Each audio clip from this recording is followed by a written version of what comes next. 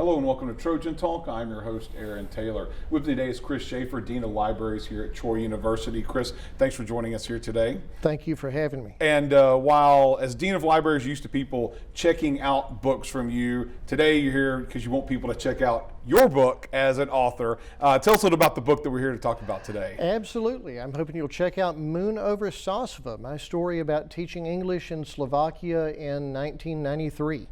And 1993, Slovakia, this is a unique time in history, and especially a unique time for an American to be in this part of the country.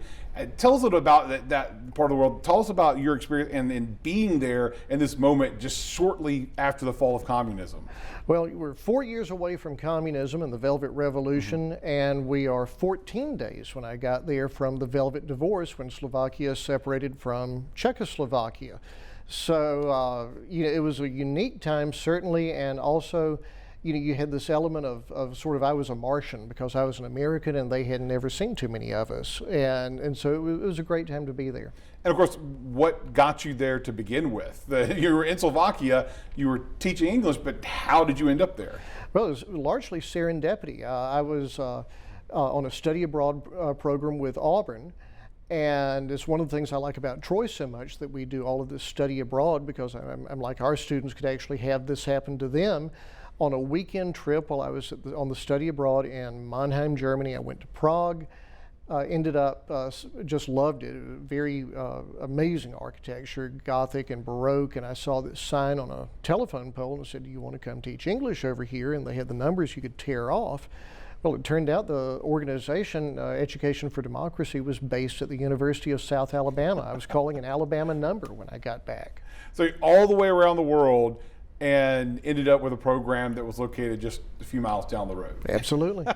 Now, this is a chance to tell an interesting story about your life. It is a biographical account of your time in Slovakia that you've committed to the written word. How long did it take for this process from beginning to end to get this book put together? Depends on how you look at it. It either took 28 years or 10 weeks. I thought about it for about 28 years, and there was even a period where I tried to write something in my 20s, and I've still got it. It's just hideous, horrible writing. And then when I actually sat down in the fall of 19, I committed myself to writing 5,000 words a week, and doing that with edits about 10 weeks. So 28 years to get to the journey, 10 weeks to knock it out. Obviously, it's a joy to finally see this put together and out there for folks to read. It is, and it's also a really positive nod to procrastination. Now, the title.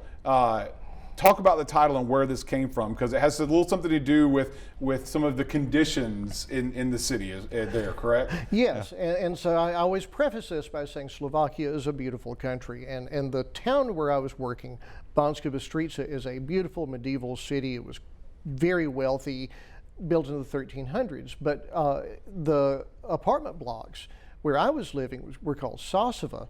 It was about 5 miles out of the city, and everyone looked the same. They were all gray. You had the same playground in between each one, and everything was coal-powered. And so when you were coming home at the end of the day, everybody had gotten home. They were turning on the heat, and so it was just kind of brown, and it just caused a bit of a haze.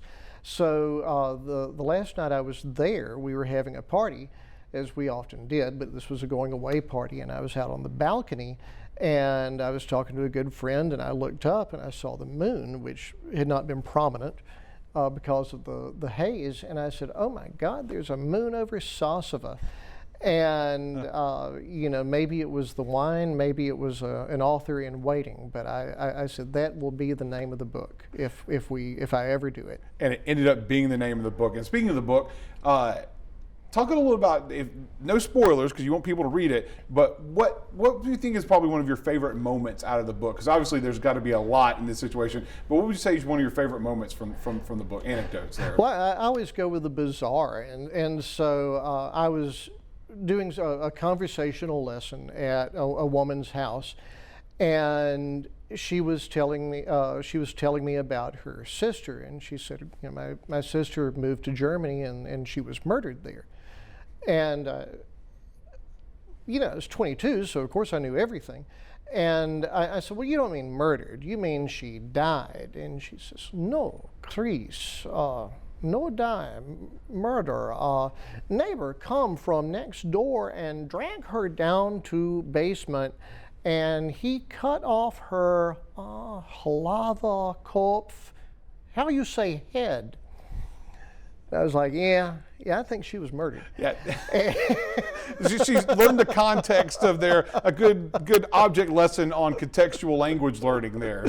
So maybe one of those times when I should have just said, Yeah, that's good. Now, obviously, that if it's whet anyone's appetite, who they want to get their hands on this book, what's the best way to get their hands on the books they could learn about your life in Slovakia? Amazon.com, type in Moon over Sasova or Christopher Shaffer, or both. All right, and then that'll there, and you can get a copy of the book and check out this amazing story about your early life and teaching over in Slovakia. And I'm glad that you were here to share it with us today. Thank you for joining us on that. Thank you for having me. And thank you for joining us on today's edition of Trojan Talk.